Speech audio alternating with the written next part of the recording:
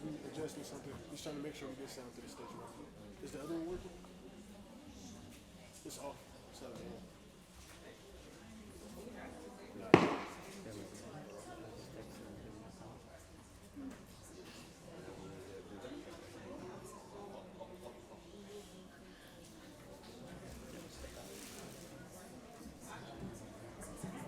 All right. Okay, folks, we're going to go ahead and stand and face the east.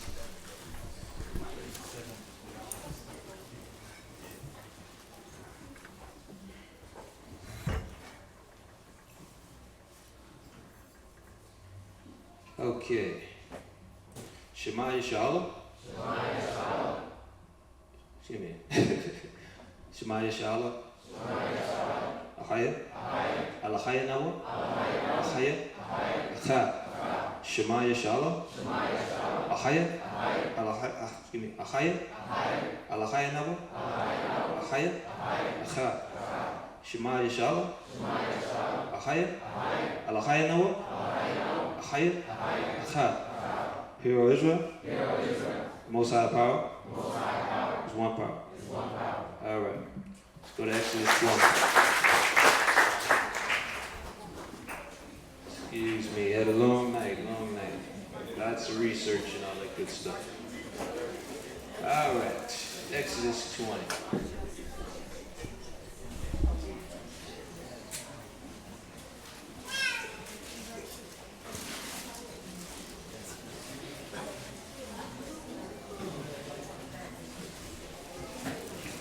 Okay, Exodus 20, verse 1.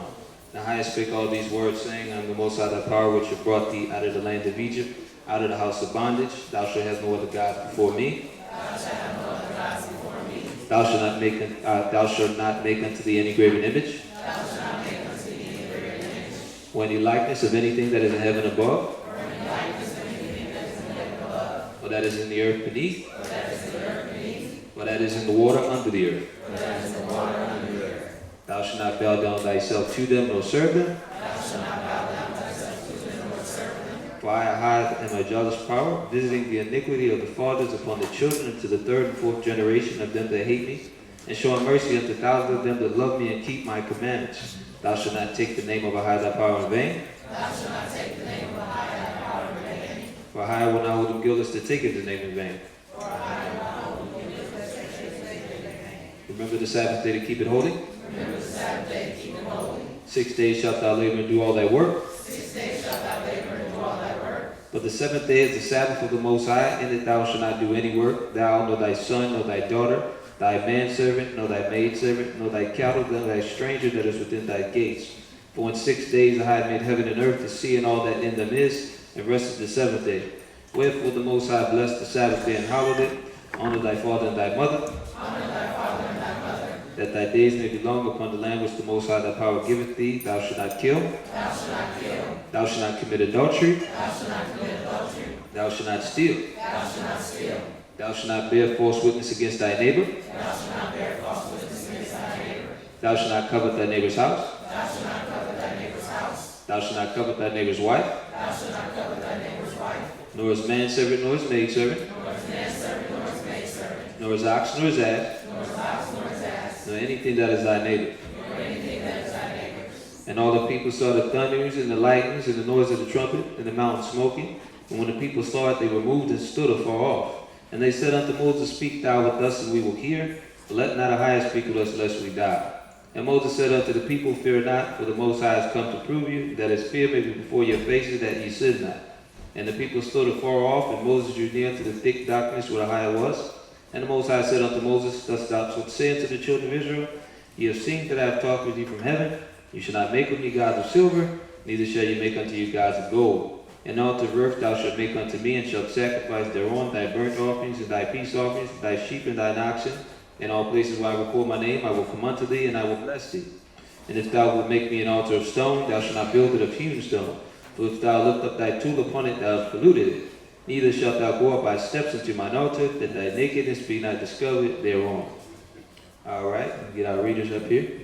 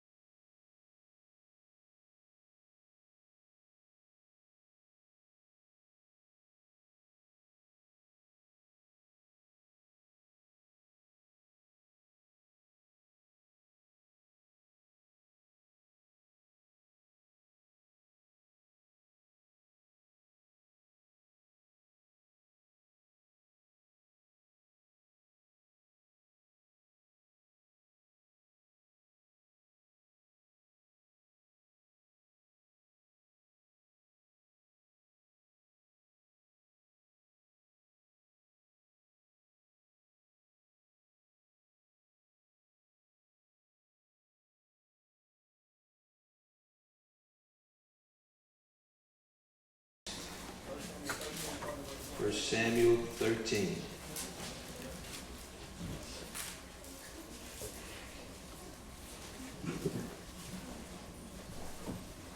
Shabbat Shalom. I'm Arak Yaga Sharala from the tribe of Judah, nation of Israel. Reading 1 Samuel chapter 13, verses 1 through 7. Microphone ready? Saul reigned 1 year, and when he had reigned 2 years over Israel, Saul chose him 3,000 men of Israel, whereof 2,000 were with Saul in Michmash, and in Mount Bethel, and 1,000 were with Jonathan in Gibeah of Benjamin. And the rest of the people he sent every man to his tent. Verse 3. And Jonathan smote the garrison of the Philistines that was in Gocc, and the Philistines heard of it. And Saul blew the trumpet throughout all the land, saying, Let the Hebrews hear. And all Israel heard, say that Saul had smitten a garrison of the Philistines, and that Israel also had an abomination with the Philistines. And the people were called together after Saul to Gilgal. And the Philistines gathered themselves together to fight with Israel, 30,000 chariots and 6,000 horsemen. And the people as the sand which is on the seashore in multitude. And they came up and pitched in Michmash, eastward from Beth-Haven. Verse 6. When the men of Israel saw that they were in strait, for the people were distressed, then the people did hide themselves in caves, and in the thickets, and in the rocks, and in the high places, and in pits. And some of the Hebrews went over Jordan to the land of Gad and Gilgal. And as for Saul, he was yet in Gilgal, and all the people followed him trembling.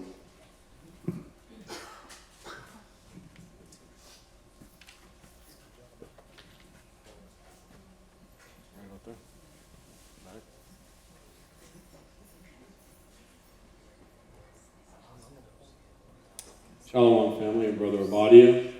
Continue with verse 8. And he tarried 7 days, according to the set time that Samuel had appointed. But Samuel came not to Gilgal, and the people were scattered from him. And Saul said, Bring hither a burnt offering to me, and peace offerings. And he offered the burnt offering. And it came to pass that as soon as he had made an end of offering the burnt offering, behold, Samuel came. And Saul went out to meet him, and he might salute him. And Samuel said, What hast thou done? And Saul said, Because I saw that the people were scattered from me, and that thou camest not within the days appointed, and that the Philistines gathered themselves together at Michmash. Therefore, said I, the Philistines will come down now upon me to Gilgal, and I have not made supplication unto the Most High. I forced myself therefore, and offered a burnt offering. And Samuel said to Saul, Thou hast done foolishly. Thou hast not kept the commandment of the Most High thy power, which he commanded thee. For now would the Most High have established thy kingdom upon Israel forever. But now thy kingdom shall not continue. The Most High hath sought a man after his own heart, and the Most High hath commanded him to be captain over his people, because thou hast not kept that which the Most High commanded thee.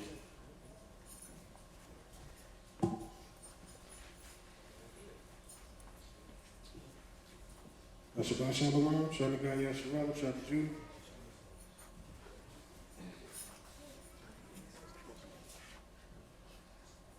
And Samuel rose and gat him up from Gilgal unto Gibeah of Benjamin.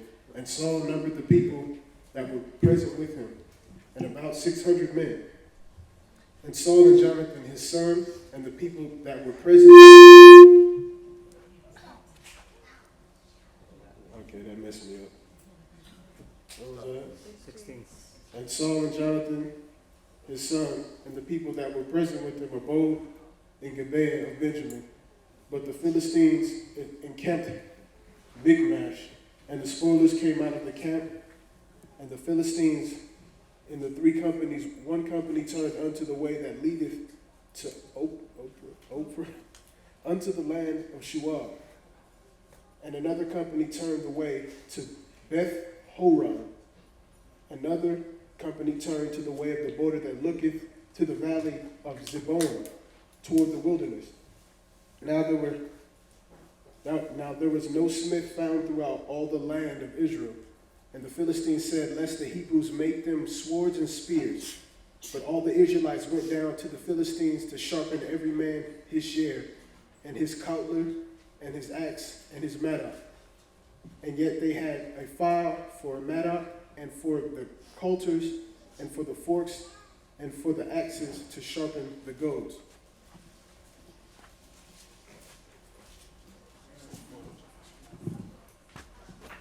Shalom, family. Brother Zar, tribe of Judah, house of Yasharala. This is verse 22 of 1 Samuel chapter 13, verse 22. So it came to pass in the day of the battle that there was neither sword nor spear found in the hand of any of the people that were with Saul and Jonathan. But with Saul and with Jonathan, his son, there was there found. And the garrison of the Philistines went out to the passes of Michmash. Now it came to pass, it's 14:1. Now it came to pass upon the day that Jonathan the son of Saul said unto the young man that bare his armor, Come and let us go over to the Philistines' garrison that is on the other side. But he told not his father. And Saul tarried in the uttermost part of the Gibeah, under a pomegranate tree, which is in Migron. And the people that were with him were about 600 men. And Ahiah, the son of Ahitub, Ichabod's brother, the son of Phinehas, and the son of Eli, the Lord's priest in Shiloh, wearing an ephod, and the people knew not that Jonathan was gone. And between the passages by which Jonathan sought to go over unto the Philistines' garrison, there was a sharp rock on one side and a sharp rock on the other side. And the name of the one was Bozez, and the name of the other was Sanah. The forefront of the one was situated northward over against Michmash, and the other southward over against Gibeah.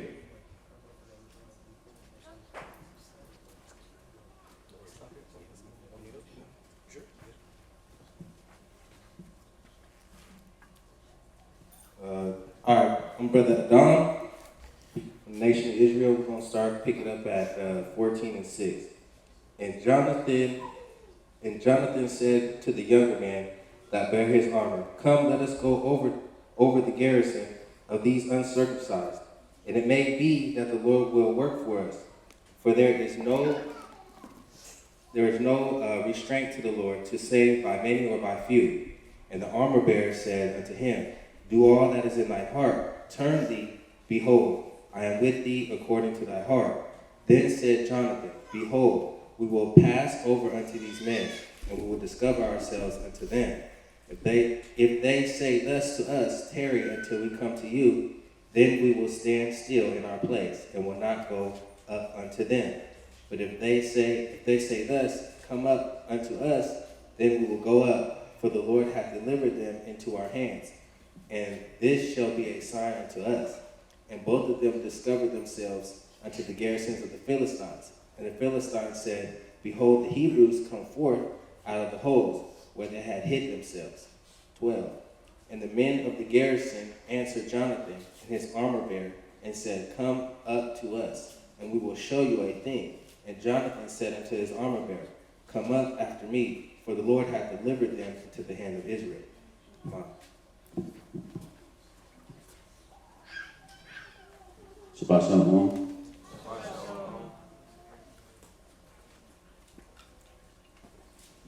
Brother Piyah, house of Israel, tribe of Judah. This is verse 19. And it came to pass, while Saul talked unto the priest, that the noise that was in the host of the Philistines went on and increased. Verse 13. And Jonathan climbed up upon his hands and upon his feet, and his arm bearer after him, and they fell before Jonathan, and his arm bearer slew after him. And that first slaughter which Jonathan and his arm bearer made was about 20 men, within, as it were, an half acre of land, which a yoke of oxen might plow. And there was trembling in the host, in the field, and among all the people, the garrison and the spoilers, they also trembled, and the earth quaked. So it was a very great trembling. And the watchmen of Saul in Gibeah of Benjamin looked, and behold, the multitude melted away, and they went on beating down one another. Then said Saul unto the people that were with him, Number now, and see who is gone from us. And when they had numbered, behold, Jonathan and his armbearer were not there. And Saul said unto Ahiah, Bring hither the ark of Ahiah. For the ark of Ahiah was at that time with the children of Israel. And it came to pass, while Saul talked unto the priest, that the noise that was in the host of the Philistines went on and increased. And Saul said unto the priest, Withdraw thy hand.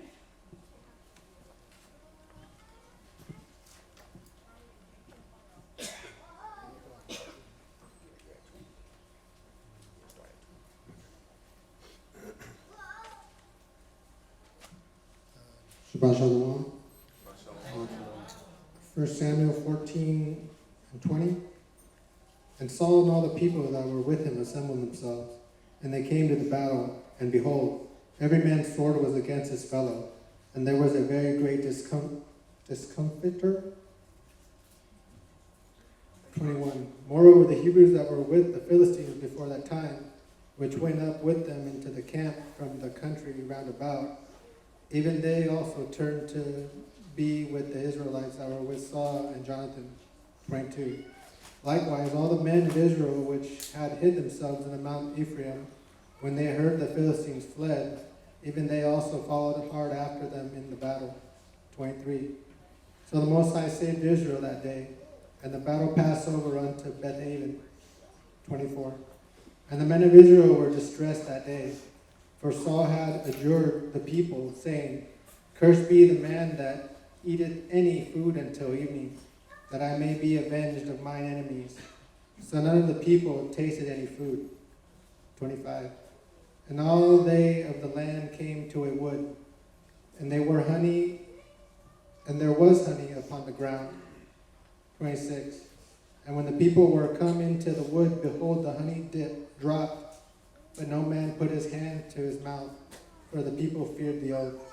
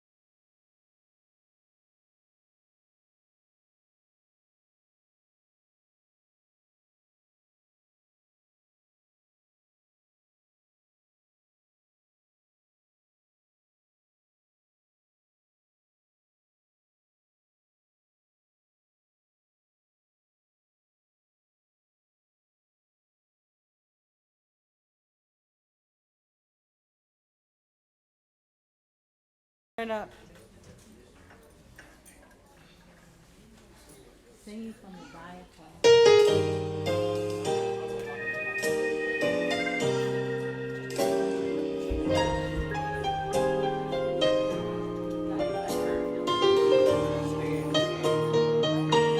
Smiling, smiling.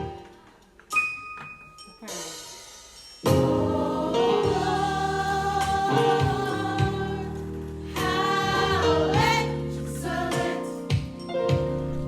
How excellent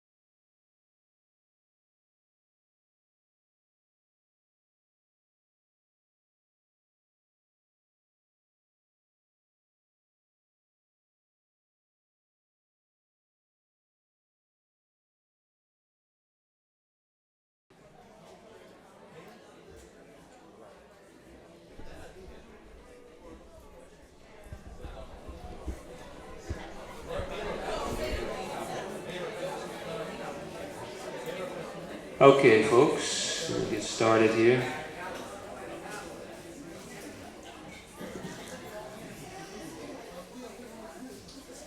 All right, so we do have a lesson here, and we're going to go into some precepts prior to that to deal with some questions that were presented in a manner that unfortunately now I have to address it publicly because apparently some people may have received it.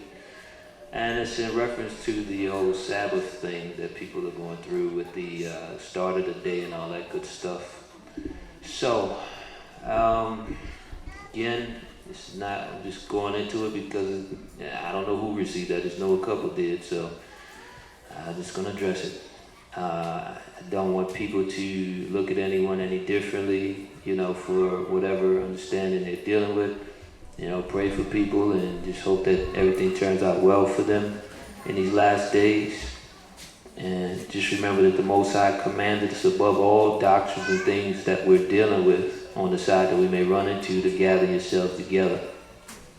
If it causes you to divide, understand it ain't got nothing to do with the Most High. You're supposed to work out your differences and be patient in the work. All right? So, I'm going to touch on a couple bullet points from, and this is the deep thing, as elders, we actually, if there's something incorrect, we examine it, and if it has its validity, we'll teach it. We're not like these other camps will say, well, yeah, we've been dealing in the same doctrine since 19 whatever. If it's incorrect, we correct it. But the problem is, we're not given that opportunity a lot of times before it's circulated. So that's why I have to address it. Now, I'm going to go to a few bullet points here. Number one, because again, I actually spent nighttime staring at these things and trying to help explain them on a private level, not knowing that it was already passed out. Well, let's not even get in any type of way. I'm just putting it out there. All right. Matthew 28:1. This is the point here. Because people are actually taking and confused about a term, first day of the week. And we've actually already broken this down, but maybe people missed it. I don't know. It's possible. So when it says first day of the week, we're going to go there and I'll just pull it up here because maybe we get Matthew 28:1. It's not actually referring to literally a first day of the week. Let's see what it's actually talking about here. All right. It says 28:1, in the end of the Sabbath, as it began to dawn toward the first day of the week, came Mary Magdalene and other Mary to see the sepulchre, right? When you go into the Greek, the word there is Sabbaton, okay? Let's see what that says. G45:21, the Sabbath, that is Shabbat, or day of the weekly repose from secular avocations, also the observance or institution itself. By extension, a Senite, that is the interval between two Sabbaths. Likewise, the plural in the above applications. So what does that mean? You would also consider you would also consider this time period between the two Sabbaths in that same manner. Okay, so when it's talking about the first day of the week, it's actually talking about the fact that when you're talking about up until what is it called? Feast of Weeks, your Pentecost. It was talking about this was the first week of the 7. It wasn't given a exact day. Okay, it's a Sabbaton. There was a lady that came out when we taught this years ago who spoke Greek and said, yep, that's it. That's actually what it has to do with, an interval between two Sabbaths. Okay, it's not actually talking about it. How do we know that? If it said here in 28:1, in the end of the Sabbath, as it began to dawn towards the first day of the week, during the Passover, brothers and sisters, is not the first day of the week considered a Sabbath? It's the unleavened bread. So that means it wouldn't make sense in that context then. So again, you have to go to the Greek on that. But that's just some small advice, because there were a lot of precepts that were tied into that same statement, just being reiterated in the same, on the same matter, reiterated in the different gospels. All right. Next bullet point, and also, just for y'all that don't know, Elder Gocc will eventually, he should be soon, coming out with a full breakdown on what Christ went through prior to death and also after resurrection. And he'll be going into all this good stuff. That's why it would help people, just be patient with information. Don't jump on it just because it popped up somewhere. Be patient. All right? Mark 16 is another one. 1 through 2.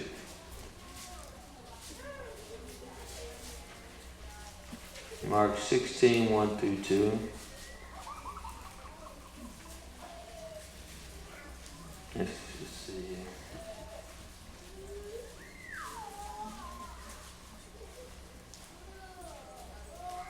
And again, and I'm going to just jump to 2 here because I'm reading all this stuff.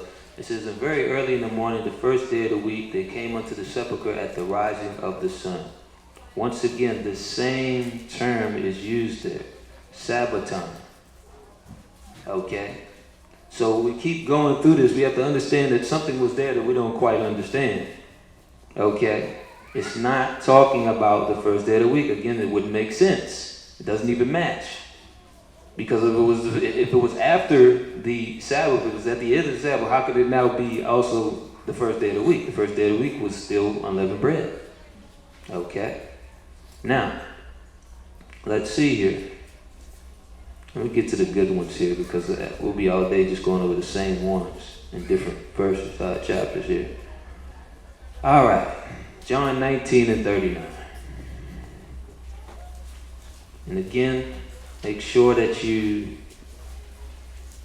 pay attention to these, because it's actually not even related, nor is it evidence. But I can see the confusion if you're not paying attention to the details.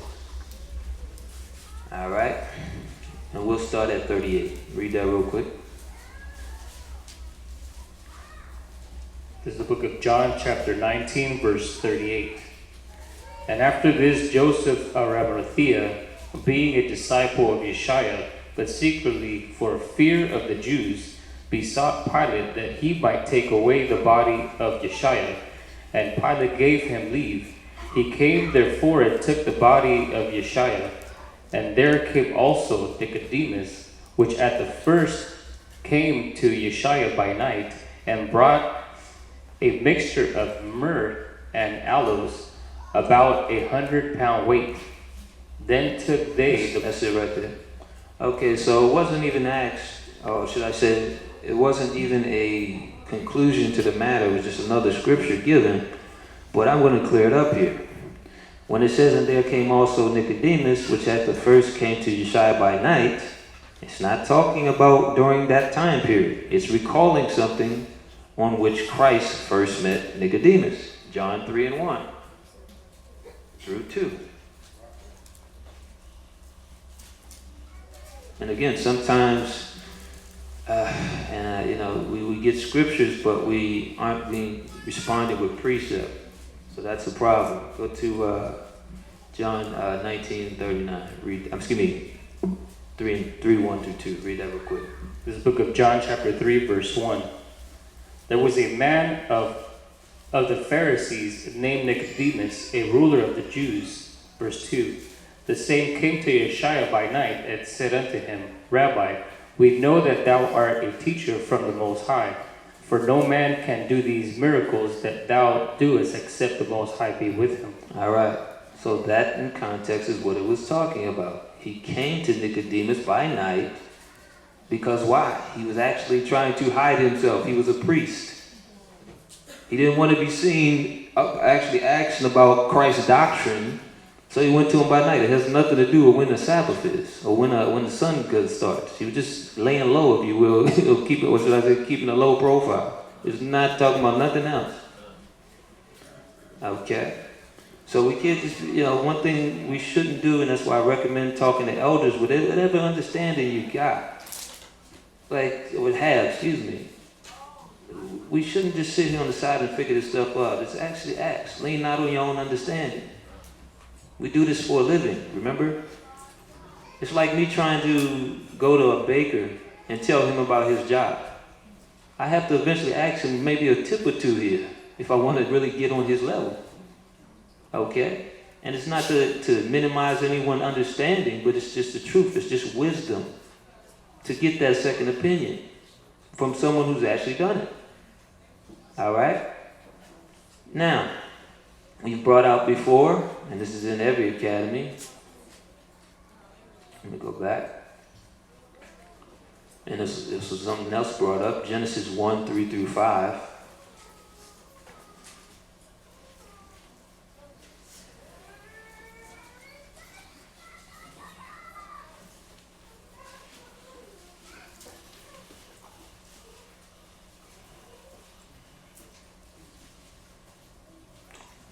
Read that, please. This is the book of Genesis, chapter 1, verse 3.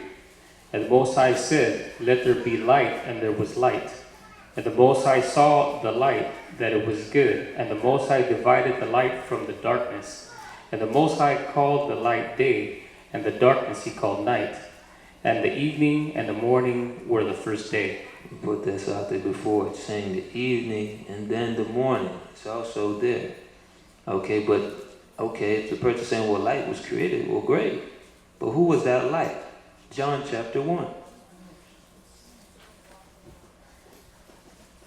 And again, brothers and sisters, this is another thing. The word day is not just exclusive to actual sunlight. There's certain things, certain intervals and things are called days. So we can't get caught up word searching or something. I don't know how these conclusions come on every time we see day or morning somewhere. Okay? When the Most High said 1,000 years is one day, did he mean like, okay, when the sun comes up and when it goes down, 1,000 years? No. And I'm saying it's not to embarrass me. I'm just saying, come on, we got to be patient with this information. Don't just jump on it. All right? Read that, please. Yeah, one and one. Keep going. Just read down to, let's see. Yeah, about that. This is the book of John, chapter 1, verse 1. In the beginning was the Word, and the Word was with the Most High, and the Word was God. The same was in the beginning with God. All things were made by him, and without him was not anything made that was made. In him was life, and the life was the light of men. And the light shineth in darkness, and the darkness comprehended it not. Right. And the whole thing is, we're going to keep it, was that 8 there? Okay, read that 8 there. It's good too. And as a matter of fact, go through 9. Yeah. Jumping down to verse 8. He was not that light, but was sent to bear witness of that light. Verse 9. That was the true light, which lighteth every man that cometh into the world. Right. So speaking of John, he was not that light, but he came to bear witness of that light. It tells you that in verse 6. It says, there was a man sent from the Most High whose name was John. All right. So Christ was created in the beginning. He was that light originally. That's why you see the sun and the moon were created on a completely different day. So one had nothing to do with the other one is that, when that was mentioned. But again, it's better to just go ahead and seek understanding from elders. We're here to help. We don't do this doctrine stuff to hurt anyone. We're not keeping anything away from people. But that's the way every doctrine, when it pops up, starts to go. It's nonsense. I literally spent hours at night on something I knew was false, just reading the first few. This ain't the time, but I said, you know what, I'm going to give this person time. So please don't depict us like that. We don't roll like that. And we're going to show you also some more to help you out with it. Okay? Because sometimes you can be had.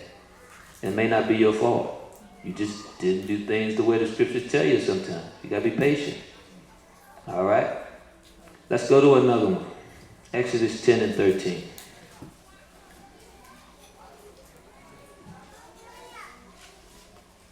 And again, I'm just going through it because we'd be here all day if I read every single one. Let's just go to the key ones that, like I said, some of them are repetitive actually.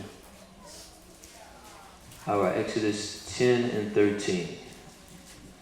This is the book of Exodus, chapter 10, verse 13. And Moses stretched forth his rod over the land of Egypt, and the Most High brought an east wind upon the land all that day and all that night. And when it was morning, the east wind brought the locusts. All right. Now, I don't know. I guess the actual assertion is because the locusts were let go in the morning, that's the case. It means that that's when the day started. Let me look at this real quick to make sure I'm not misunderstanding this. I just want to go grab the next one moment. Because I just want to make sure I'm not trying to mangle something.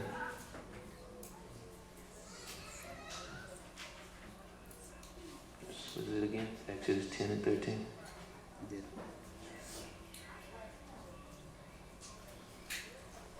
All right, Exodus 10 and 13.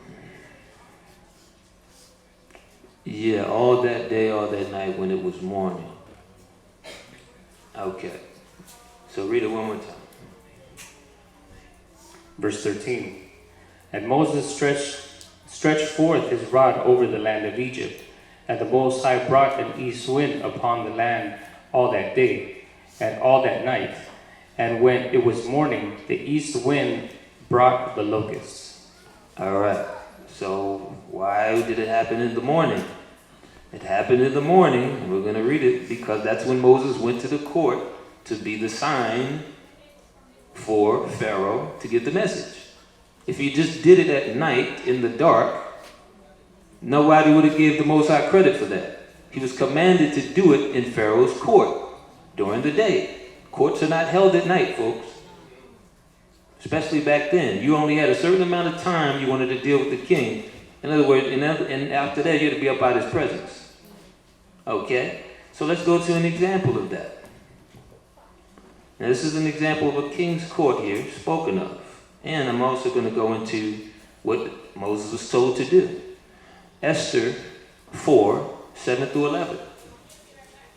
And this is not something that we can't relate to today. Most of your courts are not open in the middle of midnight. Unless you're there with a police officer, waiting for the morning to speak to a judge. Yeah, you sitting there looking at people, oh man, how long? All right. A couple days to the judge. Okay. All right, let's read that. This is the book of Esther, chapter 4, verse 7. And Mordecai told him of all that had happened unto him, and of the sum of the money that Haman had promised to pay to the king's treasuries for the Jews to destroy them. Verse 8. Also he gave him the copy of the writing of the decree that was given at Shushan to destroy them, to show it unto Esther, and to declare it unto her, and to charge her that she should go in unto the king, to make the supplication unto him, and to make request before him for her people. Verse 9. And Haman came and told Esther the words of Mordecai. Verse 10. Again Esther spake unto Haman, and gave him commandment unto Mordecai. Verse 11. All the king's servants and the people of the king's provinces do know that whosoever, whether man or woman, shall come unto the king unto the inner court, who is not called, there is one law of his to put him to death, except such to whom the king shall hold out the golden scepter, that he may live. But I have not been called to come in unto the king these 30 days. Right, so the king's court was an important situation in which you had to take things seriously. It wasn't like we goof around today. But the point is that pharaohs had them too. Okay? The kings had places where they would hear your matter. Okay? You wouldn't just, like I said, Moses had to do this as a sign to the people. as a sign to Pharaoh. And we're going to prove that now. Go to Exodus 4. That's why he did it in the day, and that's why the locust came in the day, because he was there in the day. It had to be instant. If he said, all right, Pharaoh, this is what's going to happen to you, and then literally he leaves, a week then passed, and then something happened, you'd say, oh, that can't be from the same God. It just happened. So it was instant. All right? Let's read 4 and 1. And let's read through, 5. That'll work. This is the book of Exodus, chapter 4, verse 1. And Moses answered and said, But behold, they will not believe me, nor hearken unto my voice, for they will say, The Most High hath not appeared unto me. And the Most High said unto him, What is that in thine hand? And he said, A rod. And he said, Cast it on the ground. And he cast it on the ground, and it became a serpent. And Moses fled from before it. Verse 4. And the Most High said to Moses, Put forth thine hand, and take it by the tail. And he put forth his hand, and caught it, and it became a rod in his hand. Verse 5. That they may believe that the Most High power of their fathers, the God of Abraham, the God of Isaac, the God of Jacob, had appeared unto thee. All right. These were signs. Let's jump down to 17 and then jump to 21. Verse 17. And thou shalt take this rod in thine hand, wherewith thou shalt do signs. Right. And he had them do different things. Okay, scatter some dry ground on it, in front of them and all this good stuff for signs. 21. Verse 21. And the Most High said unto Moses, When thou goest to return unto Egypt, see that thou do all those wonders before Pharaoh, which I have put in thine hand. But I would harden his heart, that he shall not let the people go. Right. That's why it was done in the daytime. So everyone could witness, even Pharaoh, this was the case. It has nothing to do with measuring any time of day. That's why he told him to do it. Okay? Let's continue. Another bullet point. Exodus 32 and 5.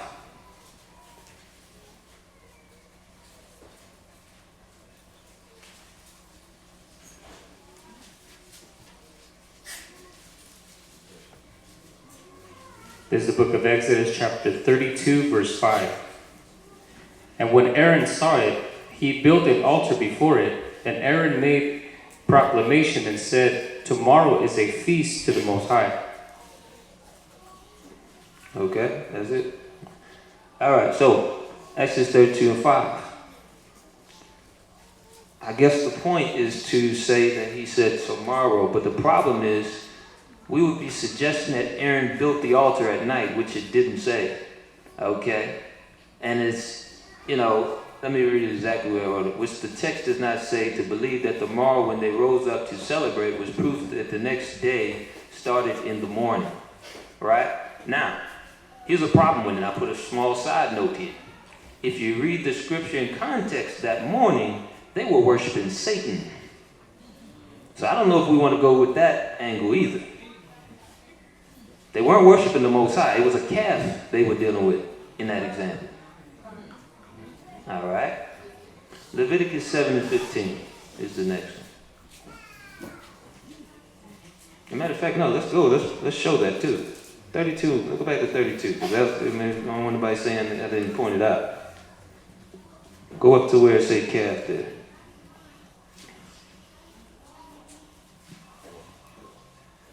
Verse 5.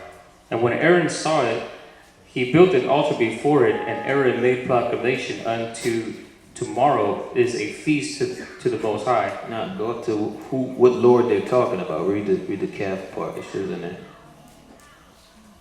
I'll grab it. 1 second. Verse 4. Okay. And he received them at their hand, and fashioned it with a graving tool, after he had made it a molten calf.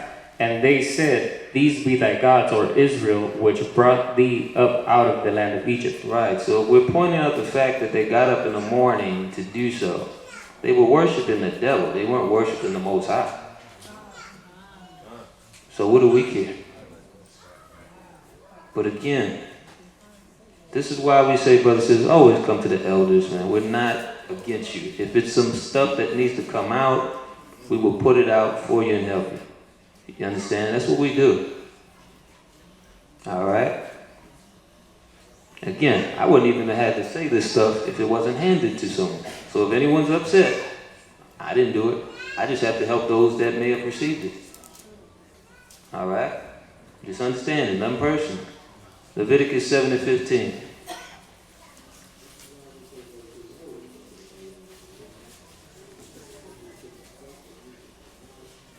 Leviticus 7 and 15.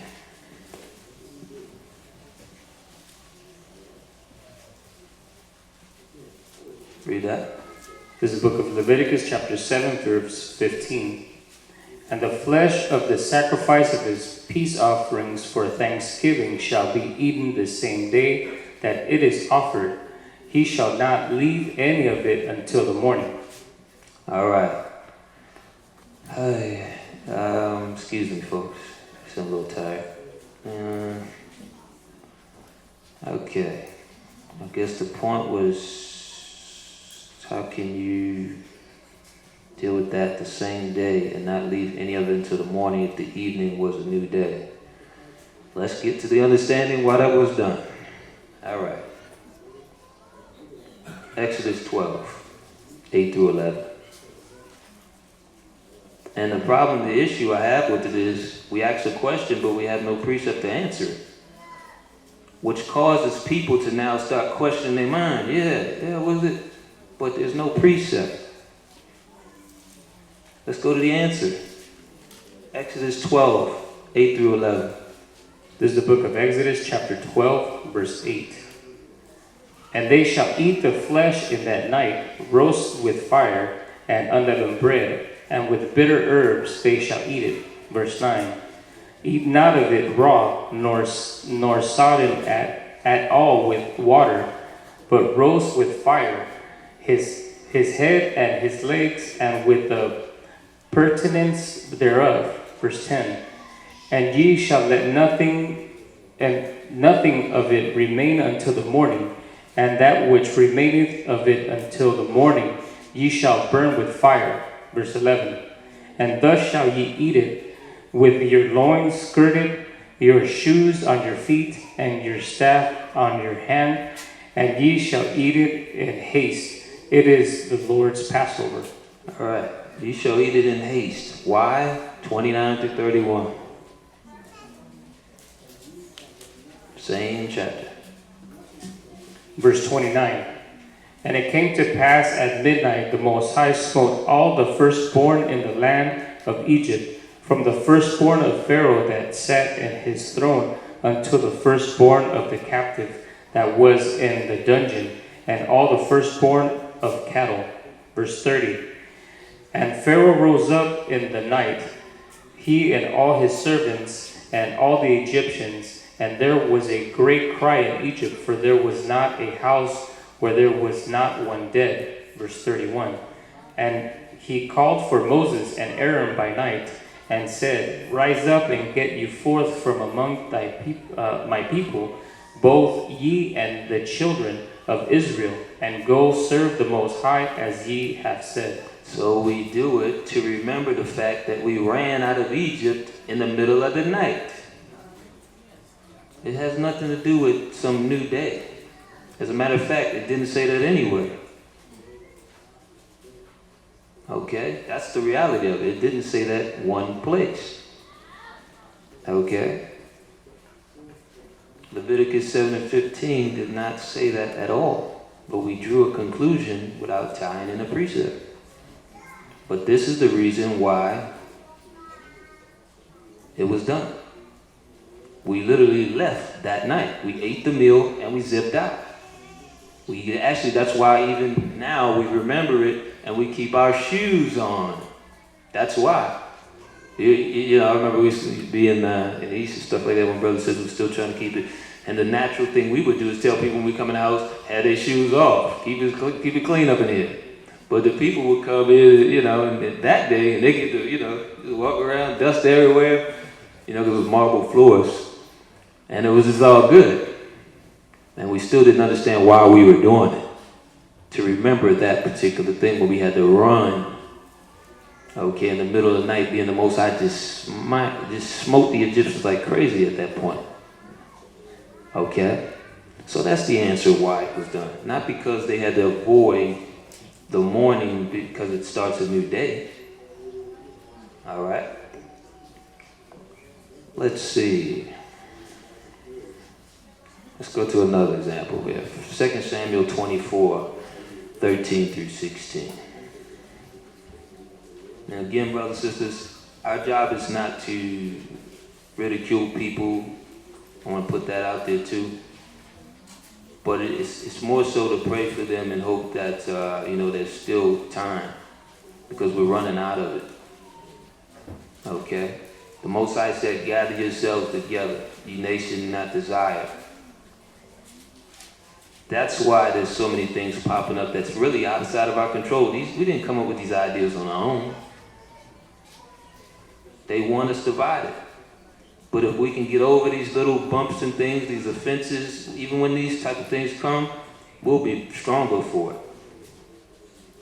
It's okay to say we make a mistake. We made a mistake, okay? We have no problem with saying that. That's why I'm taken back by this. All right? Read that, please. This is the book of 2 Samuel, chapter 24, verse 15. So the Most High sent a pestilence upon Israel from the morning even to the time appointed.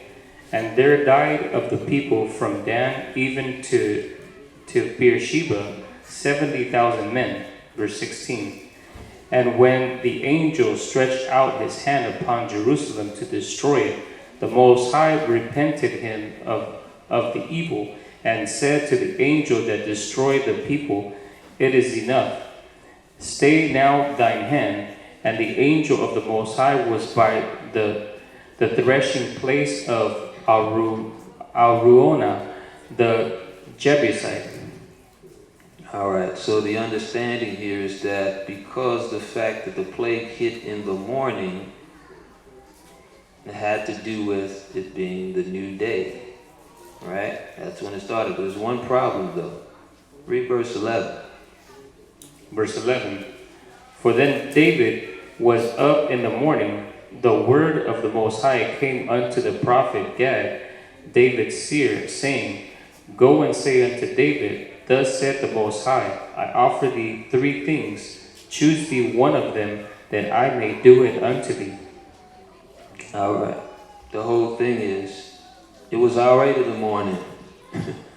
He hit him with something immediately. That's why it said in the morning. It was instant. He told him the problem. Okay, this is what's going to happen. And as soon as he said it, it hit. That's it. Nowhere in there did it actually say, well, because it hit at this time, that's because this is when the day starts. Again, and notice I'm not laughing. I know it can be fun. I'm not laughing about it. I'm saying it out of love for people. You got to go beyond what people are doing to you. You're reading into something that's not there. Okay? It literally says it was the morning time when he was told. That's why it had hit in the morning. It's not, that's it. It was the morning time. All right? Let's see what else we got. Because I want to get to the point here. As a matter of fact, I'll just get to the point because this isn't even the lesson. But let's get to the point here. 1 Timothy 1 and 4. We're going to get to the point and I'm going to actually show you out of Josephus. And not just Josephus. We can go to Jubilees. We can go to the Bible itself. That this was the measurement from the evening. All right? Read 1 Timothy 1 and 4. This is the book of 1 Timothy chapter 1, verse 4. Neither give heed to fables and endless genealogies which minister questions, rather than godly edifying which is in faith, so do. Right. So the problem what happens with sometimes when we dealing with these doctrines, there's a lot more questions. as opposed to precept to answer the question. Okay? Just like you notice what we did. I literally showed you why it said morning there in the precept itself. It says early morning. I didn't leave it up to you to use your imagination after being given a predisposed understanding. In other words, well, you know that the Sabbath, the day starts in the morning, right? And then throw a bunch of precepts at you and say, well, why do you think this happened or why do you think that happened? Leave it open for your opinion. Now that you've already been told that's what you're supposed to think. I literally went to the scripture and showed you why. All right? So, you have to be careful with that because it adds up. If you have more questions than edification going on. You're philosophizing now on the point instead of actually having the answer with scripture. All right? I mean, don't get me wrong. It's great to have these thoughts, but it's best to filter them through those who actually, like I said, this is what we make our job. We can help, but it's not nothing to be high-minded about. That's what we're here for. All right? Now, let's go to that Nehemiah one first. Now, we already read evening and the morning was the first day, but I know that can be a little confusing for people, so I'm going to go through a couple more. All right?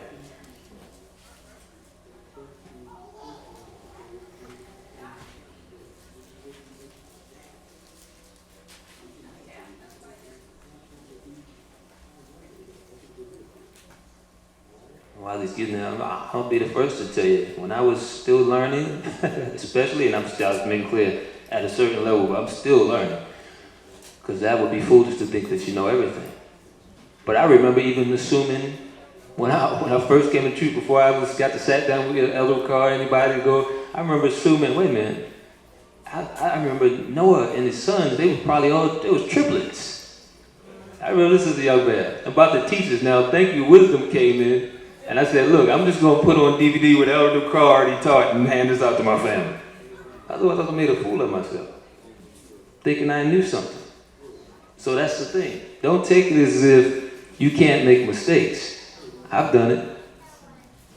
But you have to be a person of humility to actually be able to say you've made mistakes. And even admit those to the ones you love. That's a whole nother thing. All right? Read that, please. You got it? Did you read it? I'll get it then. 1 second. 13. Yeah, read that, please. This is the book of Nehemiah, chapter 13, verse 15. In those days saw I in Judah some treading winepresses on the Sabbath, and bringing in the sheaves and letting asses, as also wine grapes and figs and all manner of burdens, which they brought unto Jerusalem on the Sabbath day. And I testified against them on the day wherein they sold victuals. Verse 16. There dwelt men of Tyre also therein, which brought fish and all manner of ware, and sold on the Sabbath unto the children of Judah, and in Jerusalem. Verse 17. Then I contended with the nobles of Judah, and said unto them, what evil thing is this that ye do, and profane the Sabbath day? Did not your fathers thus, and did not our God bring all this evil upon us, and upon this city? Yet ye bring more wrath upon Israel by profaning the Sabbath. Verse 19.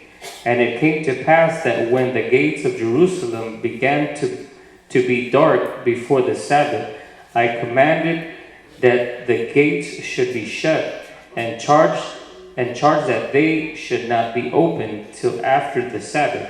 And some of my servants set I at the gates, that there should no burden be brought in on the Sabbath day. Verse 20. So that the merchants and sellers of all kinds... That's it right there. Okay, so the point is, once it began to grow dark, they shut the city down so that no one could come in and sell their wares, just like we do today, telling people at evening, you got to be done with everything for the Sabbath. All right? Now let's go to more proof here. Now this is your Josephus here. Pay attention. Again, this brother actually existed in the time where the temple was there. He also became a follower of Christ. All right? Josephus. I'm going to read here, give you the references. War of the Jews, Book 4, Chapter 9, Paragraph 12, 579 through 582. All right? It says here, however, a considerable number of Simon's party fell, and many were carried off wounded. For the zealots threw their darts easily from a superior place, and seldom failed of hitting their enemies. But having the advantage of situation, having withal erected 4 very large towers aforehand, that their darts might come from higher places, one at the northeast court of the court, one above the cistus, the third at another court over against the lower city. And the last was erected above the top of the Pastoporia. Now that's a key word to remember. Okay, matter of fact, I'm going to stop for a second and go to what that word is, because I pulled it up for you. Biblical Encyclopedia, Encyclopedia of Biblical, Theological, and Ecclesiastical Literature. Pastoporia has been applied in ecclesiastical language to different purposes. It designates that which was born on a shrine. Another definition, a small chapel. The third definition, the watcher's chamber. Okay, now, let's go to the significance, because it mentions the Greeks, but let's go to the significance with the Hebrews. Okay, it says, let's see, this explanation of the word was probably derived from the writings of Josephus, who mentions the Pastophorium as a part of the temple at Jerusalem, right? Constituting the treasury in which the offerings of the people were deposited. Jerome, in another passage in his commentary on Isaiah, terms the Pastophorium the chamber or habitation in which the ruler of the temple dwelt. That's the part to remember. So it served some purposes, but it was also where the ruler of the temple dwelt, a priest. It is plain, therefore, that the word must have been employed in a very extensive signification. Now that we understand that, let's go back to Josephus here. Now it says, and the last was erected above the top of the Pastophorium, where one of the priests stood, of course, and gave a signal beforehand with a trumpet at the beginning of every 7th day in the evening twilight, as also at the evening when the day was finished, as giving notice to the people when they were to leave off work and when they were to go to work again. There it is. This is not something that we didn't understand beforehand, but it's interesting because it was a good thing. It got me to find something else cool in Josephus, right? I actually found a few things. Even that thing I was mentioning to you all about the gymnasium and how they had to do with nudity. That's mentioned in the Josephus, in the footnotes. So anyway, it wasn't all bad. But the point is, they were blowing the trumpet at the evening time to tell the people, it's time to start working, y'all. The courts would close at the 9th hour, slightly before the sundown, and they couldn't even, it's in the Josephus as well, and our elder will bring this out, but it's in the Josephus as well, why they did that. Okay, prior to the Sabbath coming in. Now, let's also add some more to that, because the Pastophorium was also known as the covert of the Sabbath. Okay, let's go to 1 Kings, the 16th chapter.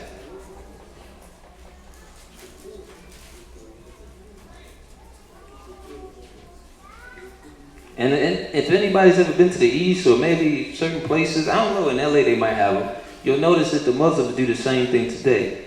They have a special place when certain hours come where their imam will go out there and start doing all that yelling and bringing them to prayer. Where do you think they got it from? Okay. Now, what did I say? Second Kings, excuse me.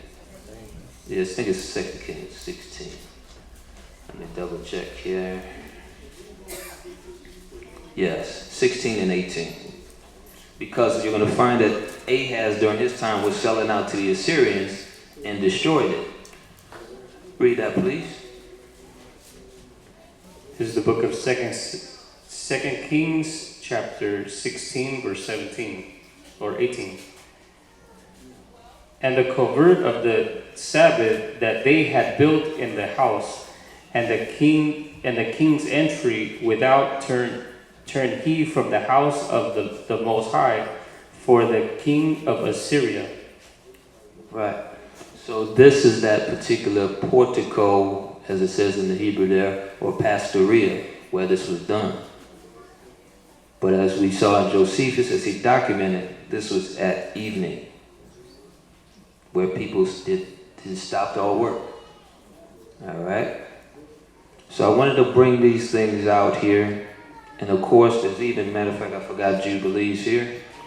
This is the last one. I mean, it ended up becoming a whole lesson here. But, you know, sometimes we may need to throw in that little extra to help people. Jubilees, right? And this is, let's see, looks like chapter 49, verse 10.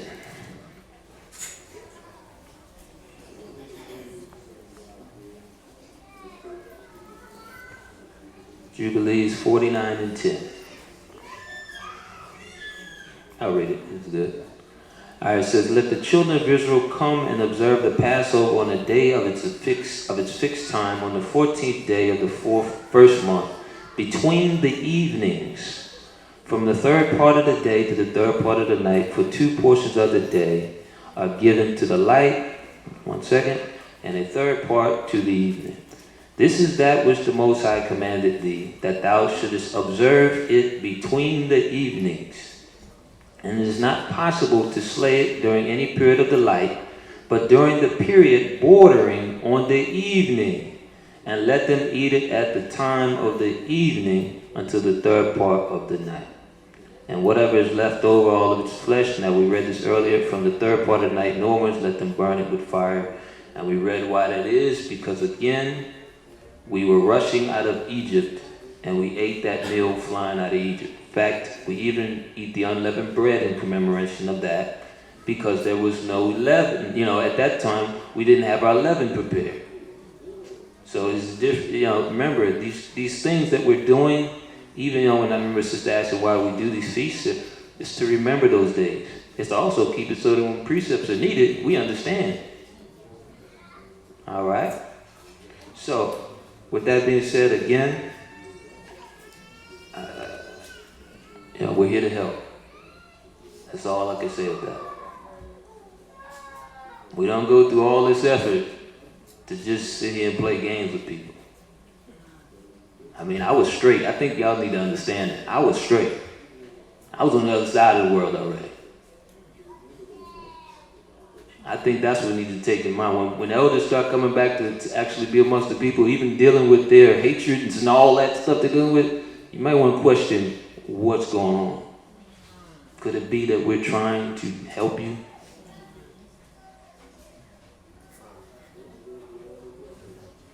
Keep that in mind. It's not to benefit me anyway, being here and giving you this information when I was already out. But the scriptures tell you the laborers are few. That's it. So, with that being said, how long were we on that? 'Cause I know people be dozing off for a second. I don't want to give them too much on that. That's a while. Look, we got to give you time. What you got, Mark? What you think? All right, let's go in this lesson. We're gonna go a little bit into it. All right. Okay. Almost 50. Okay. I was thinking like 20. Yeah. Yeah. It might. Okay. It's 48. Excuse me. 48. and it should be 10, wait a minute, 48. Am I looking at the right? Is that the right number? 48?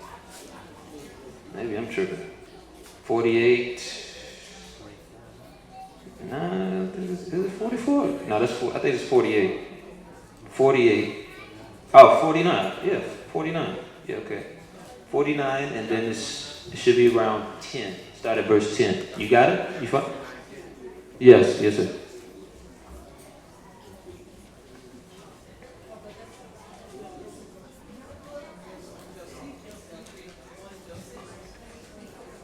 Oh, the Josephus you want? I'm sorry, I thought he said you.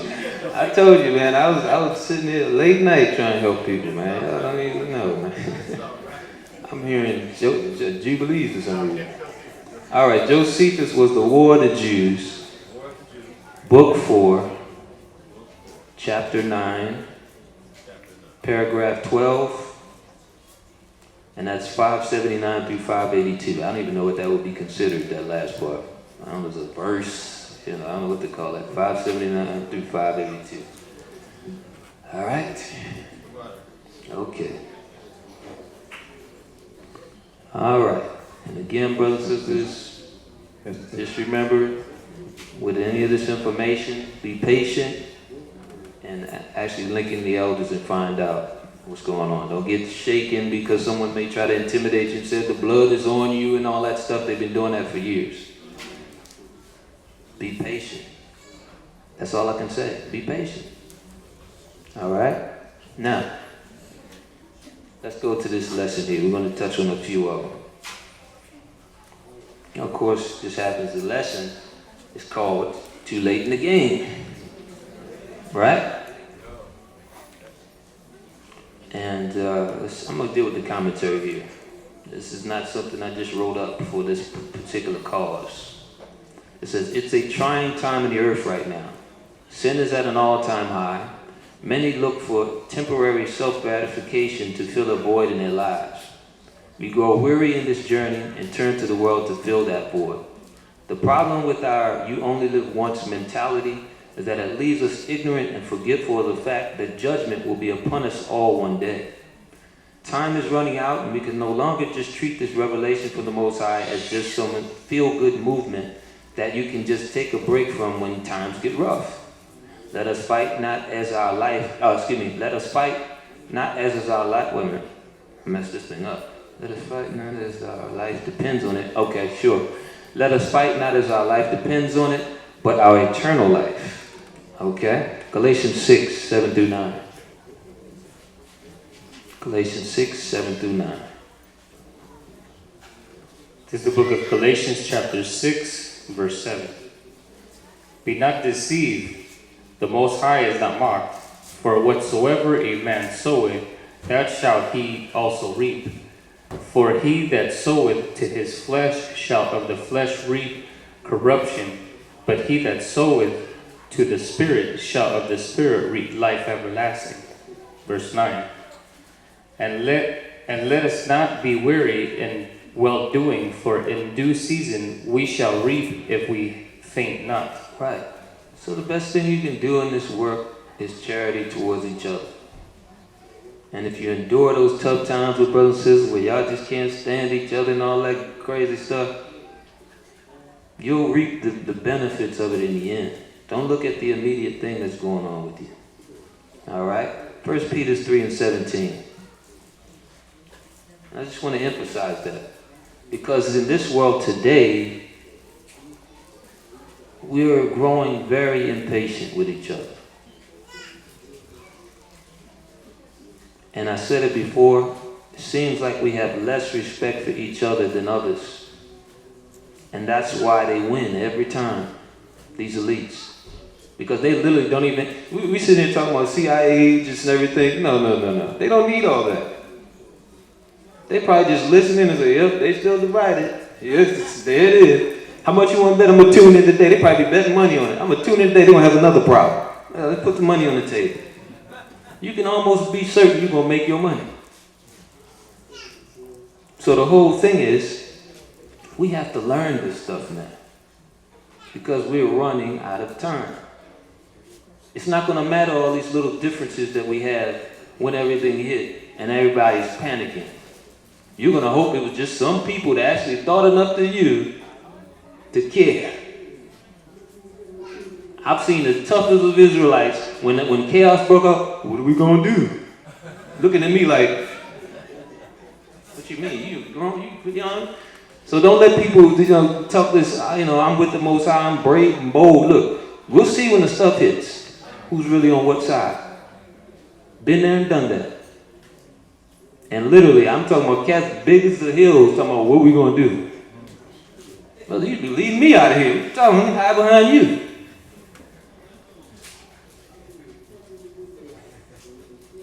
That's why it's even telling sisters, look, this ain't about lifting weights, sisters. All you need is that faith in the Most High. And you're stronger than a lot of these brothers out here, let me tell you. Who cares how much weight they lifted? Strength has very little to do with some arms. It's going to be a lot of buff cats going to hell and getting beat over the head by demons. I'm just telling you the truth. If you want to look at a heavyweight, look at Judith. Fasting every week, realizing that time was short, and she was a part of back then. What's wrong with us? We definitely in the last days. And we can't even hold a candle or whatever you want to call it to what she was doing. Let's read that, please. 1 Peter 3:17. This is the book of 1 Peter chapter 3, verse 17. For it is better, if the will of the Most High be so, that ye suffer for well-doing than for evil-doing. For Christ also had once suffered for sins, the just for the unjust, that he might bring us to the Most High, being put to death in the flesh, but quakened by the Spirit, by which also he went and preached unto the spirits in prison, which sometimes were disobedience, when once the long suffering of the Most High waited in the days of Noah, while the ark was preparing, wherein few, that is 8 souls, were saved by water. Verse 20. So the whole thing is, let me read this one more time. For it is better, if the will of the Most High be so, that you suffer for well-doing and for evil-doing. It's better, look, as long as you're doing the right things. If you're still going through it, okay, it's just what it is. Sometimes there's trials. But if you're doing evil, woe unto you. Again, it's too late, and again, that's the reason why this is good, because a lot of people are suffering because they're doing evil. They just don't want to be honest with themselves. If you're doing evil, just understand that's why you're going through it, and change. All right? It says, look, for Christ also suffered for sins, the just for the unjust. Here it is, he was just, and still said, man, forgive them, for they know not what they do. Okay, Father, if you say so, I guess I'll give up my life for these people. Even though they don't, you already know Israelites don't appreciate it at that time. Christ went through a lot for them. And still, let this curse be on our children. We don't care, go ahead and kill them. That's what happened. That's real. This is what happened. We keep focusing on the other nations as if the other nations were the one that tricked. They just all of a sudden, it was the Romans that came out of nowhere and said, "Here, grab this guy." It was Israelites. So it's too late in the game. It's time to wake up. All right. Now, Hebrews 11:6-10. Hebrews 11:6-10.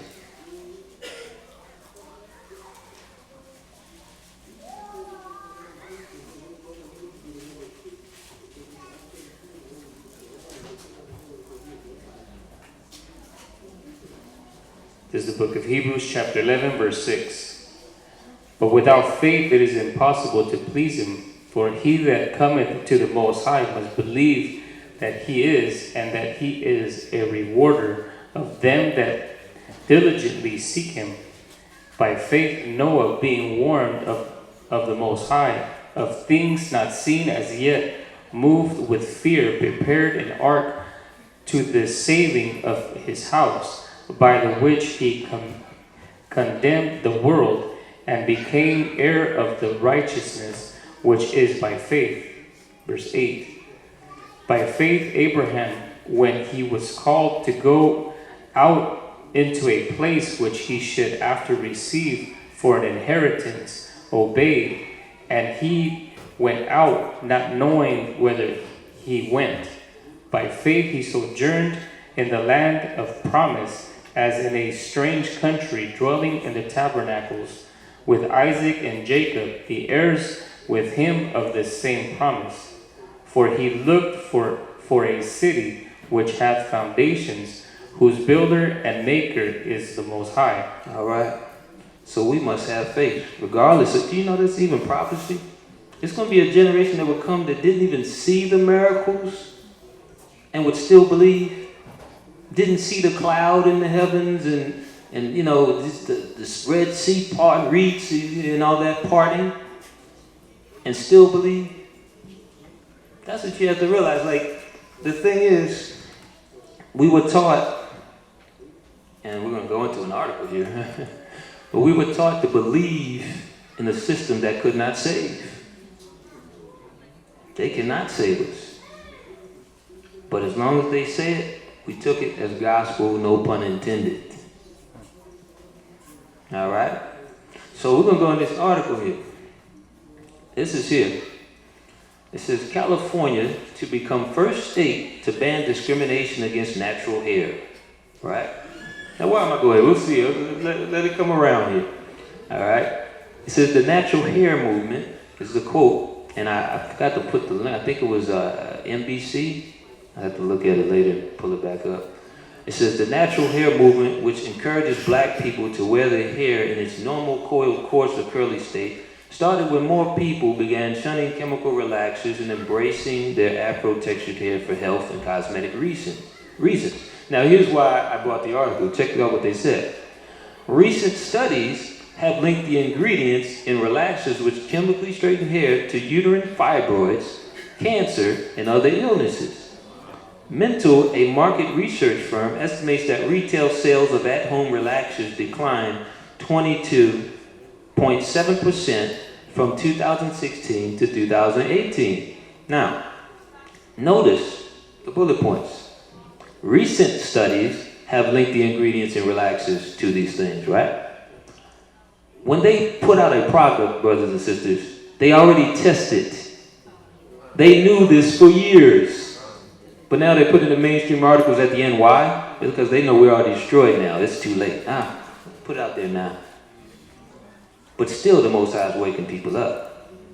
It's funny, because it says it actually dropped from 2016 to 2018. Now, take that with a grain of salt. Maybe that did drop, that particular number. But of course, the point here is we have to realize that they know that time is up. So they're really starting to pull back the layers of what you understand and say, look, we warned them. You know, and I just came across, I wasn't going into some natural hair thing or whatever, but it was just funny to see that. Recent studies. So all of a sudden you study it now, here it is. This thing's been around, since the 60s, 70s? They were doing this? I don't even know, y'all tell me, but I remember that little clip with Malcolm X, he had this thing going on or something. Right? So recent studies, right? Okay, 2 Peter 2:2-9. Again, they realize we're waking up. So they have to control certain narratives. They're going to say, oh, we just discovered this or that. But we have to realize we're behind if they're doing this. It's time to get serious. We're behind. They wouldn't pull this out if all of a sudden people weren't all of a sudden waking up and they said, we got to control the narrative. They would just keep it in the dark. Okay. 2 Peter 2:2-9. This is the book of 2 Peter, chapter 2, verse 2.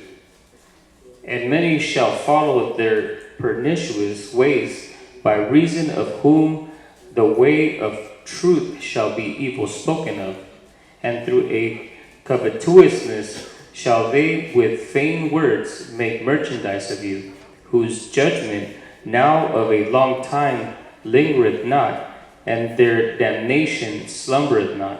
For the Most High spared not the angels that sinned, but cast them down to hell, and delivered them into chains of darkness, to be reserved unto judgment. All right, we're going to stop right there.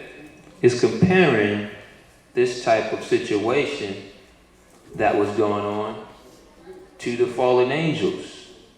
It's the same thing. Matter of fact, where do you think, if we go to this article again, they got the information to do this stuff to us?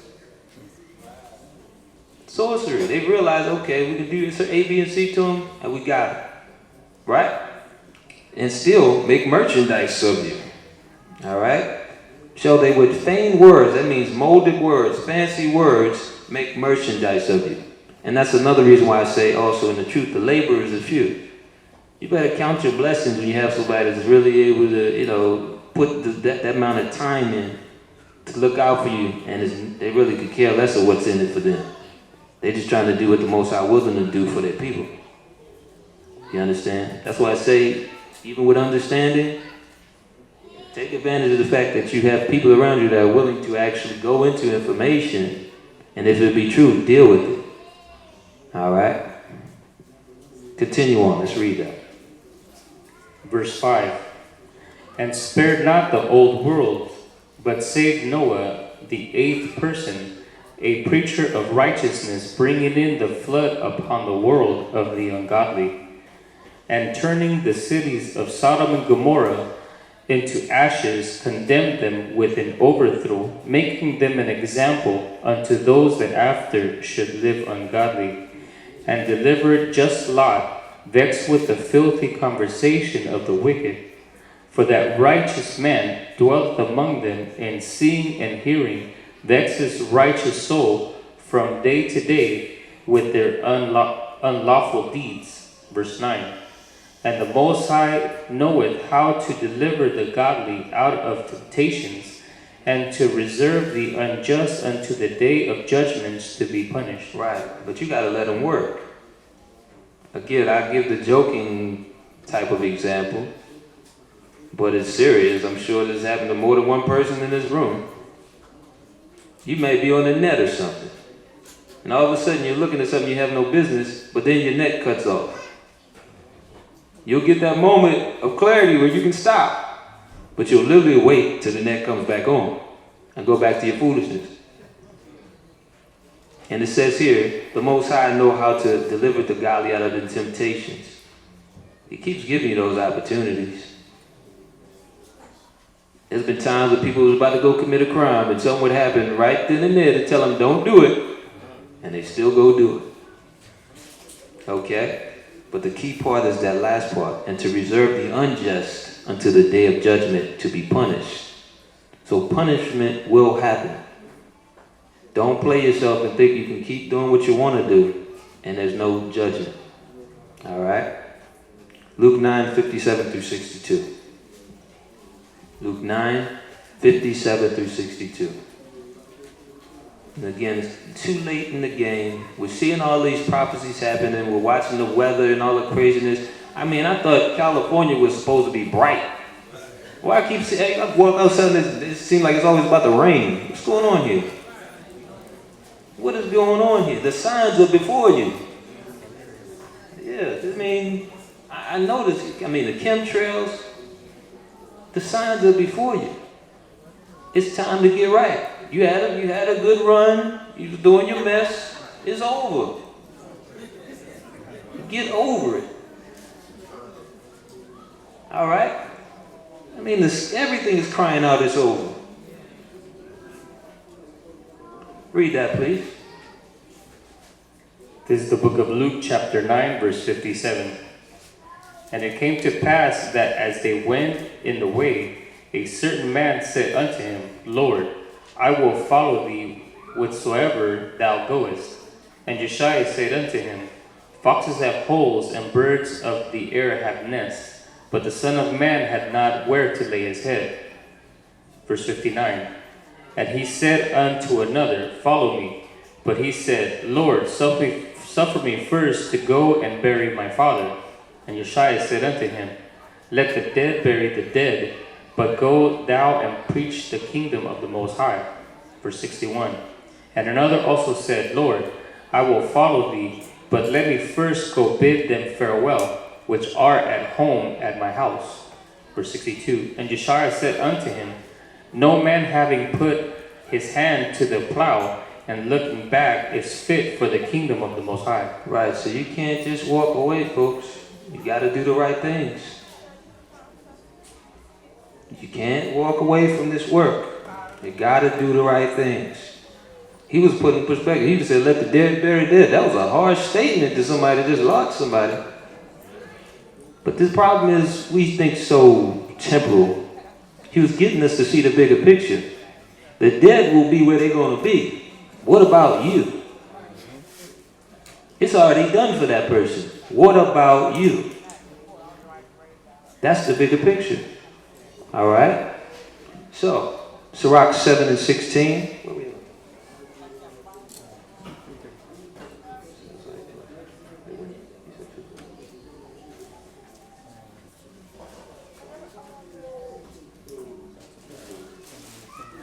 Okay. All right, Sirach 7 and 16 through 17. And this is something for everybody. Those that may be struggling to. That's making this work hard to deal with. Read that, please. This is the book of Sirach, or Ecclesiasticus, chapter 7, verse 16. Number not thyself among the multitude of sinners, but remember that wrath will not tarry long. Verse 17. Humble thy soul greatly, for the vengeance of the ungodly is fire and worms. All right. So while you're still breathing, you still have an opportunity to do things right. Don't put yourself in the multitude of the sinners. But remember, if you don't stop, he can snatch you up today. So keep it in its proper perspective. Don't look, the truth can be hard at times if you're still dealing in the flesh. You got to put it down. That's what's giving you that itch to keep doing mess. You ain't put the flesh down yet. So it's telling you, look, don't be so hard on yourself, but understand if you don't stop, judgment will be at your door too. Especially now. Okay, Sirach 9 and 11 through 12. This is the book. For a second, let's let them get it first. And I'm saying that also because I know, look, these are the last days. Y'all ain't fooling nobody. It's crazy images everywhere. People in that foolishness everywhere. I saw some foolishness on the way over here. I told my wife, me, like, what was that? But I realized it was once again Satan doing what he did. So you ain't fooling nobody. But you must understand, you can't play around with this thing long. You got to get over it. Because the Most High don't have to let you recover. He can allow those spirits to hit you and never just let up. Remember he allowed that lion spirit to deal with Ahab because he didn't listen to him when he tried to warn him through his prophet? He can do the same for you. All right? Read that, please. This book of Ecclesiasticus, or Sirach, chapter 9, verse 11. Envy not the glory of a sinner, for thou knowest not what shall be his end. Verse 12. Delight not in the thing that the ungodly have pleasure in, but remember they shall not go unpunished unto their grave. Right, so they will get what they deserve in the end. Don't envy them. Don't look at them, well, they get to do this, so maybe I should try to figure a way to do this. You're kidding yourself. All right? And you're playing around with fire, again, no pun intended, literally. All right? Revelations 3 and 13 through 19, you just don't see it yet. The Most High sees it. He knows where you're going. If you don't change. When it said worms and stuff earlier when we read that, that was referring to different types of torture that happen in hell.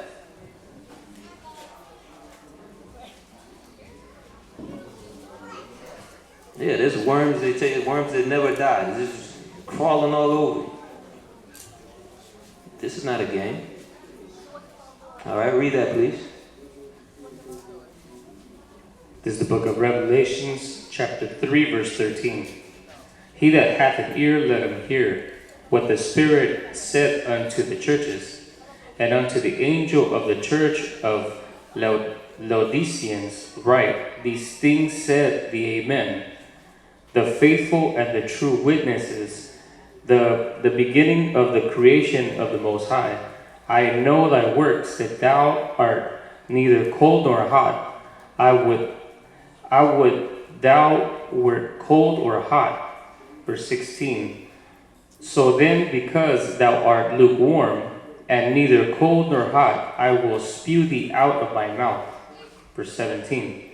Because thou sayest, I am rich, and increase with goods, and have need of nothing, and knowest not that thou art a wretched and miserable and poor and blind and naked.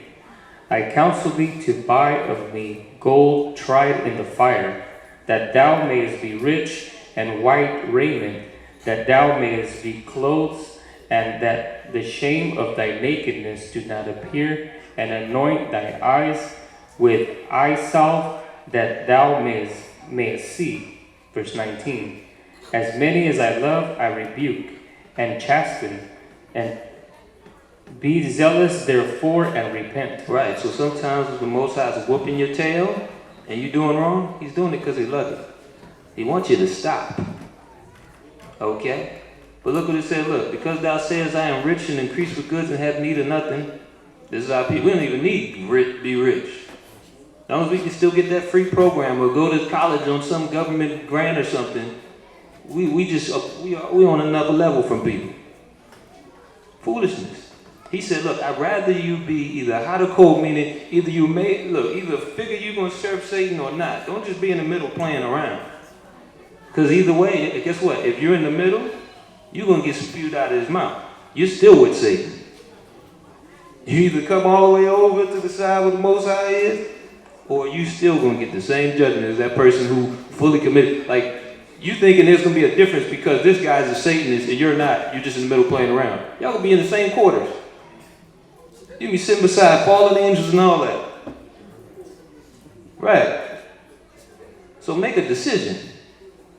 Okay? Last one we'll go to.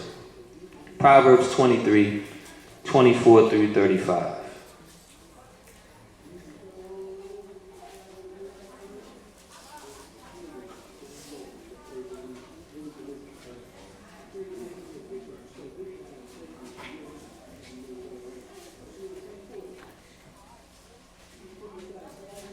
This is the book of Proverbs, chapter 23, verse 24.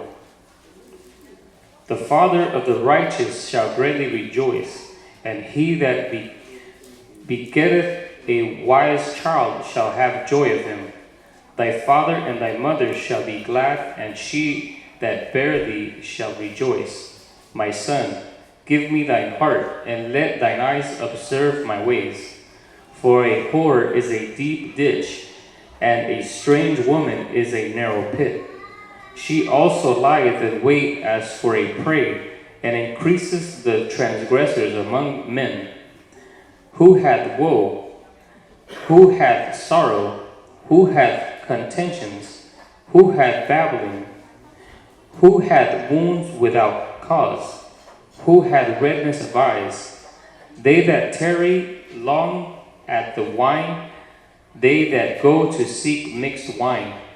Look not thou upon the wine when it is red, when it giveth his color in the cup, when it moveth itself aright. Verse 32. At the last it biteth like a serpent, and stingeth like an adder. Thy eyes shall behold strange women, and thy heart shall utter perverse things. Yea, thou shalt be as he that lieth down in the midst of the sea, or he that lieth upon the top of a mast. Verse 35. They have stricken me, shalt thou say, and I was not sick. They have beaten me, and I felt it not. When shall I wake? I will seek it yet again. And speaking of the dynamics of a person that chooses to be drunken, here's your person here messing with you, filming it and everything, poking you with a stick, you ain't moving one bit, you just out, right? But it's comparing also this rebellious behavior to something. It says, thou shalt be as he, in 34, that lieth down in the midst of the sea. Now, if you lie down on the sea, what happens? You're all over the place, right? And as he that lieth upon the top of a mast. If you're in a ship and you're up in that little, what they would call the other term they give it, bird's nest, and you're on the ship's going like this, and you sitting here trying to get your balance here. That's what it's like. So the whole thing is, beyond just wine, anything that we're out of balance with, we must bring under subjection when it comes to our flesh. We got to get it in control.